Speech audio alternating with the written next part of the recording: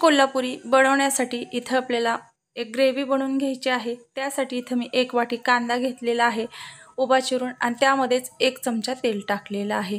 कांदा आपल्याला तांबूस रंगाचा होईपर्यंत मंद आचेवर परतून घ्यायचा आहे, त्यामुळे ग्रेव्हीची चव ही छान लागते। आता यामध्येच 1 वाटी टाकून घेतलेला आहे टोमॅटो।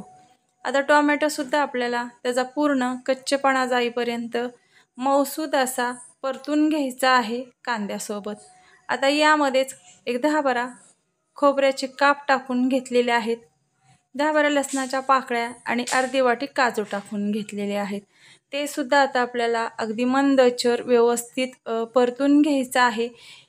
हे वाटण तुम्ही बनवून घेतल्यामुळे जे आपण आज व्हेज कोल्हापुरी बनवत आहोत ते खाण्यासाठी अतिशय स्वादिष्ट असं खमंग बनतं। तर इथं आपलं सगळं हे व्यवस्थित परतून झालेलं आहे। एका डिशमध्ये काढून थंड करून घेणार आहोत। तर इथं आता मी पूर्ण भाज्या घेतलेल्या आहेत, त्यामध्ये वाटाणा घेतलेला आहे, पनीर घेतलेला आहे, शिमला मिरची घेतलेली आहे, टोमॅटो घेतलेला आहे, कांदा घेतलेला आहे आणि इथं आपण फुलकोबी घेतलेला आहे। तर सगळं आपण जाडसर पीसेसमध्ये कट करून घेतलेलं आहे। तुमच्या आवडीनुसार यामध्ये तुम्ही आणखीन भाज्या सुद्धा ॲड करू शकता। इथं आता फोडणी देण्यासाठी मी एक पॅन ठेवलेला आहे आणि त्यावरती एक 2 ते 3 चमचे तेल टाकून घेतलेलं आहे।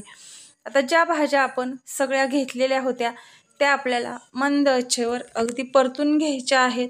भाज्या तुम्ही व्यवस्थित परतून घेतल्यामुळे व्हेज कोल्हापुरीची चव ही अतिशय मस्त लागते, त्यामुळे इथं आपल्याला परतून घ्यायचं आहे। परतत असताना भाज्या करपू नये ही आपल्याला काळजी घ्यायची आहे। अगदी मंद आचेवर व्यवस्थित परतून घ्यायच्या आहेत। तुमच्याकडं फ्रोझन मटार असेल तुम्ही वापरला तरी चालेल। आता इथं पनीर हे आपण शेवटी यामध्ये टाकलेलं आहे, कारण पनीरला जास्त काही परतण्याची आवश्यकता नसते, ते तसंही सॉफ्ट आणि मऊसूद असतं, त्यामुळे थोडंसं नॉर्मली परतून घेतलं तरी चालतं। तर आता सगळं हे आपण व्यवस्थित परतून घेतलेलं आहे आणि एका डिशमध्ये आपल्याला हे सगळं काढून घ्यायचं आहे।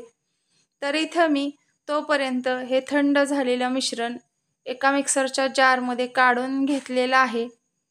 आता हे आपल्याला पाणी न यामध्ये टाकता व्यवस्थित बारीक मिक्सरला वाटून घ्यायचं आहे। यामध्ये सगळ्याच्या शेवटी टाकून घ्यायची आहे थोडीशी कोथिंबीर। कोथिंबीर ही देठासहितच यामध्ये टाकून घ्या। आता मिक्सरला आपल्याला फिरवून घ्यायचं आहे। पाणी न घालता हे वाटण अगदी मऊसूद असं मी वाटून घेतलेलं आहे। आता आपल्याला फोडणीची तयारी करायची आहे।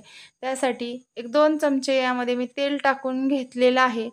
आता जे आपण ग्रेव्ही कांदा, लसण, अद्रक, खोबऱ्याची बनवून घेतली होती ती आपल्याला यामध्ये टाकून घ्यायची आहे। ही ग्रेव्ही आपल्याला तेल सुटेपर्यंत मंद आचेवर परतून घ्यायची आहे। कुठल्याही भाजीची फोडणी जर तुम्ही व्यवस्थित किंवा मग मसाले परतून घेतले तर ती भाजी खाण्यासाठी सुद्धा चविष्ट अशी तयार होते। आता यामध्ये मसाले ॲड करायचे आहेत। 1 चमचा गरम मसाला टाकून घेतलेला आहे, बेडगी मिरची 1 चमचा आपण टाकून घेतलेली आहे, त्यामध्येच सुहाणा मसाला 1 चमचा आपण यामध्ये टाकून घेतलेला आहे, पाव चमचा टाकून घेतलेली आहे हळद, 1 चमचा टाकून घेतलेली आहे धना पावडर, कांदा लसूण 1 चमचा आपण इथं पावडर टाकून घेतलेली आहे। आता सगळं आपल्याला हे मसाले सुद्धा तेल सुटेपर्यंत व्यवस्थित परतून घ्यायचे आहेत। तुम्ही जितके व्यवस्थित आणि छान परतून घ्याल तितकी भाजी सुद्धा खाण्यासाठी चांगली लागते। तर आता आपले मसाले परतून झाल्यानंतर त्यामध्ये थोडंसं पाणी टाकून घ्यायचं आहे आणि परत एक 5 मिनिट आपल्याला व्यवस्थित परतून घ्यायचे आहेत। पाणी यामध्ये टाकल्यामुळं काय होतं, मसाले अजिबात खाली डागले जात नाहीत किंवा भाजीला सुद्धा आपल्या करपट वास लागत नाही, व्यवस्थित परतले जातात।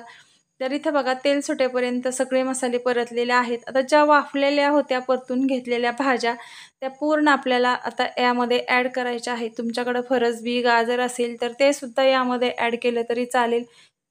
चवीनुसार यामध्ये टाकून घेतलेलं आहे मीठ। आपल्या आवडीनुसार आपण यामध्ये कोणत्याही भाज्या तुम्ही वापरू शकता। व्हेज कोल्हापुरीमध्ये भरपूर अशा भाज्याचं प्रमाण असतं। तुम्ही जितक्या यामध्ये भाज्या टाकाल तितकी चव तर नक्कीच त्याची व्यवस्थित लागणारच आहे। आता मंद आचेवर एक 5 मिनिट सगळं आपल्याला हे मिश्रण व्यवस्थित परतून घ्यायचं आहे आणि एक मस्त अशी याला मी वाफ घेतलेली आहे। वाफ घेतल्यानंतर व्यवस्थित हे सगळं एकजीव करून घ्या, म्हणजे सगळं हे मिक्स व्यवस्थित होईल. तर इथं बघा आपली तयार झालेली आहे व्हेज कोल्हापुरी. तर नक्की तुम्ही या पद्धतीनं ट्राय करा. तुमची सुद्धा पहिल्याच प्रयत्नात अगदी परफेक्ट अशी बनेल. वरतून आता भरपूर अशी कोथिंबीर टाकून घेतलेली आहे आणि नेहमीप्रमाणेच कोथिंबीर टाकल्यानंतर गॅस बंद केलेला आहे. आता एका डिशमध्ये ही मी भाजी काढून घेणार आहे. मैत्रिणींनो, तुम्ही सुद्धा ज्या पद्धतीने आपली मराठवाडा किचनची व्हेज कोल्हापुरी भाजी ही अप्रतिम चवीची झालेली आहे, तुमची सुद्धा त्याच पद्धतीने होईल. तुम्ही बनवल्यानंतर मला कमेंट करून सांगा की भाजी कशी झालेली आहे ते. तर मैत्रिणींनो, चला मग भेटू आपण अशाच पुढील नवनवीन आणि पारंपरिक रेसिपी घेऊन. तुम्ही जर नवीन असाल, आणखीन आपल्या चॅनलला तुम्ही सबस्क्राईब केलं नसेल तर सगळ्यात अगोदर सबस्क्राईब करा आणि बेल आयकॉन प्रेस करा. त्यामुळं काय होईल, आपल्या मराठवाडा किचनमध्ये ज्या रोज नवनवीन आणि पारंपरिक रेसिपी बनतील त्या तुमच्यापर्यंत पोहोचतील आणि तुम्ही सुद्धा त्या रेसिपी बनवू शकताय आणि त्याचा आस्वाद घेऊ शकताय. तर चला मग भेटू अशीच नवीन काहीतरी रेसिपी घेऊन. तोपर्यंत बाय बाय.